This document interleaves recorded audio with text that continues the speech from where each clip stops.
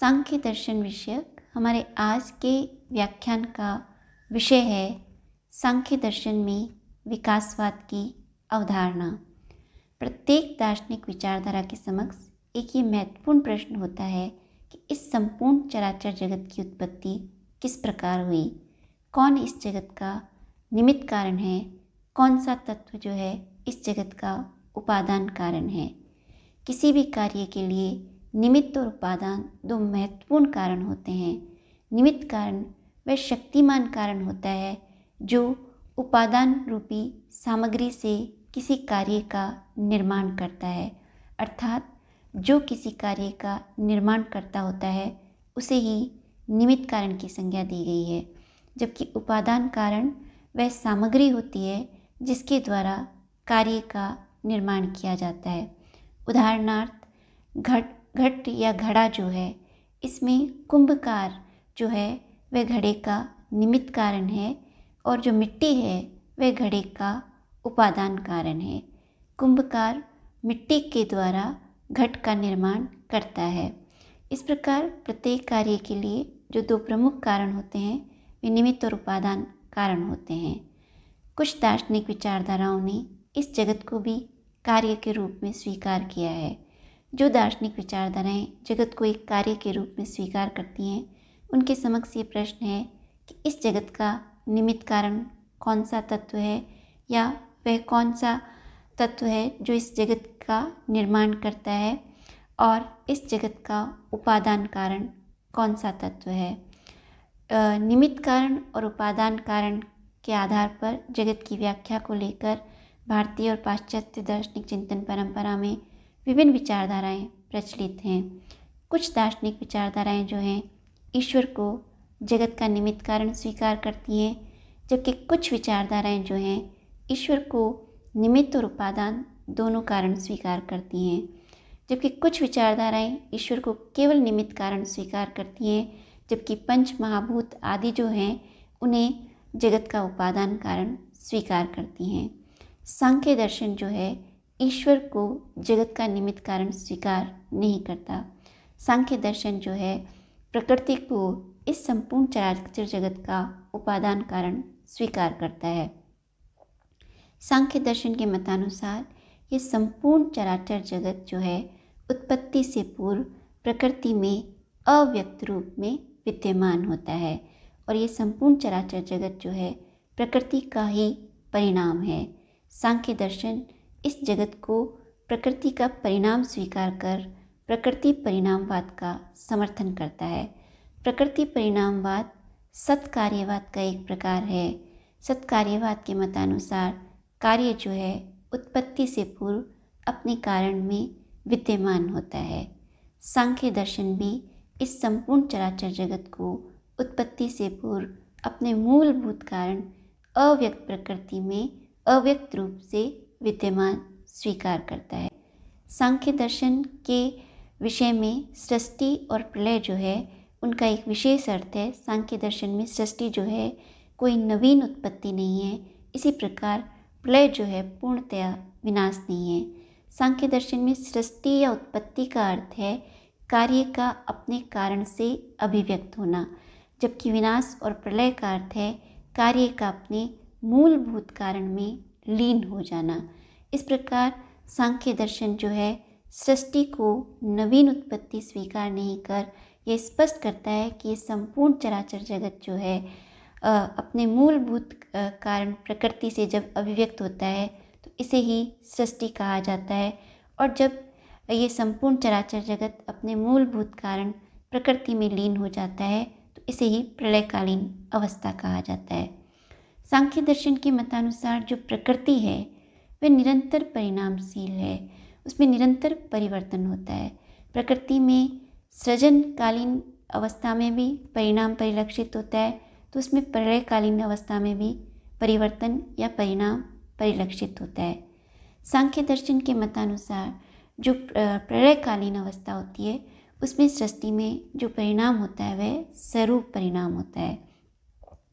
स्वरूप परिणाम में प्रकृति की जो तीन महत्वपूर्ण घटक या तीन महत्वपूर्ण गुण जो हैं सत्वगुण, रजोगुण और तमोगुण, ये तीनों गुण साम्य अवस्था में होते हैं और प्रत्येक गुण एक अपने आप में परिवर्तित होता है, अर्थात सत्वगुण में, रजोगुण में और तमोगुण में परिवर्तित होता है।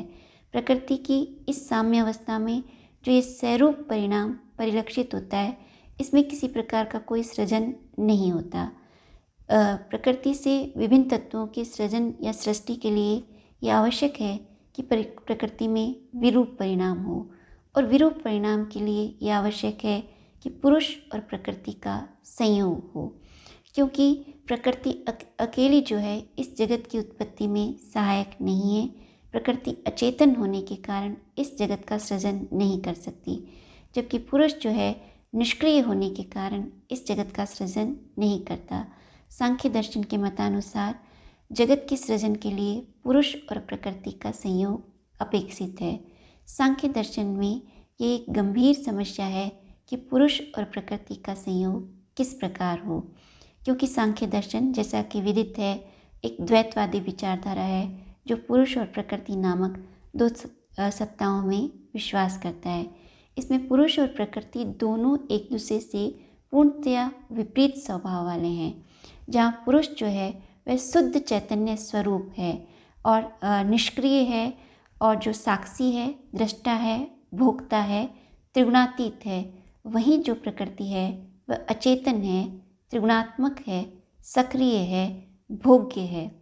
पुरुष जो है चेतन तत्व भोक्ता है और जो प्रकृति जो है वह भोग्य स्वरूप है। इस प्रकार सांख्य दर्शन में पुरुष और प्रकृति जो है परस्पर विपरीत स्वभाव वाले हैं। प्रश्न ये है कि इन दोनों में संयोग किस प्रकार हो। सांख्य दर्शन जो है पुरुष और प्रकृति में संयोग के लिए उपमा का सहारा लेकर ये स्पष्ट करता है कि मान लीजिए किसी जंगल में आग लग गई है और उस जंगल में दो व्यक्ति हैं, उनमें से एक जो है अंधा है, दूसरा जो है पैरों से अपाहिज है। वे दोनों जंगल को पार करना चाहते हैं।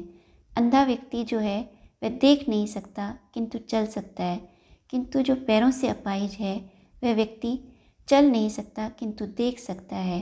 अंधा व्यक्ति है वह अपाहिज व्यक्ति को ले जा सकता है, और जो पैरों से अपाहिज है वह अंधे व्यक्ति का मार्गदर्शन कर उसे रास्ता दिखाकर जंगल पार कर लेते हैं। इस प्रकार ये दोनों व्यक्ति पारस्परिक सहयोग के द्वारा जंगल को पार कर लेते हैं।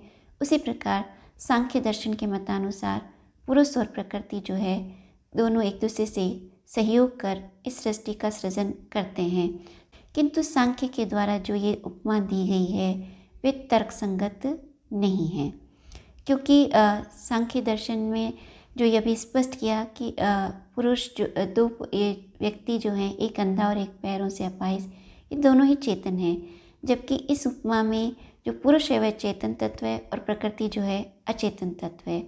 अतः ये उपमा जो है पुरुष और प्रकृति के मध्य संयोग की जो है तर्कसंगत व्याख्या नहीं करती है। सांख्य दर्शन जो है कुछ अन्य उपमाओं के द्वारा भी पुरुष और प्रकृति के मध्य संयोग की व्याख्या करता है, किंतु उन उपमाओं के द्वारा भी पुरुष और प्रकृति के मध्य संयोग की तार्किक या तर्कसंगत व्याख्या नहीं हो सकती है। सांख्य दर्शन जो है उसके बाद में ये कहता है कि पुरुष के सानिध्य मात्र से प्रकृति के साम्य अवस्था जो है भंग होने लगती है। पुरुष के सानिध्य मात्र से प्रकृति की जो सत्व, रजस और तमोगुण से युक्त साम्य अवस्था है वह भंग होने लगती है, और इस भंग होने की अवस्था में जो सर्वप्रथम जो स्थिति प्रस्तुत होती है उसमें रजोगुण जो है वह सर्वप्रथम क्रियाशील होता है, क्योंकि रजोगुण जो है स्वभावतः ही गतिशील है।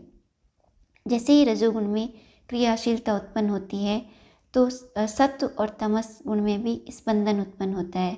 तो तमोगुण जिसकी स्वाभाविक प्रक्रिया अवरोधक की है वह सत्व और रजस में अवरोध की स्थिति को उत्पन्न करता है।